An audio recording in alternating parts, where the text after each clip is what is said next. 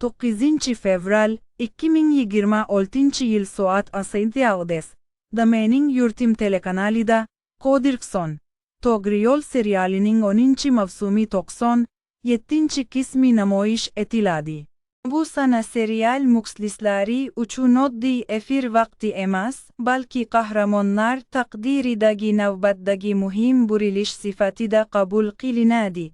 Serialning kuchli tomoni, hayotiyligi va samimiyligi. Kodirkson obrazi orqali Togriyolni tanlash qanchalik murakkab ekanini ko'rsatadi.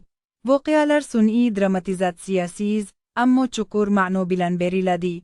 Har bir kism tomoshabinni o'ylashga, vaziyatlarga turli rakursdan qarashga undaydi. Aktyorlar ijrosi tabiiy va ishonarli, dialoglar esa ortiqcha so'zlarsiz, mazmunli. Rejissura va ssenariy o'zaro uyg'unlashib, serialni uzoq yillar davomida barqaror darajada ushlab kelmoqda.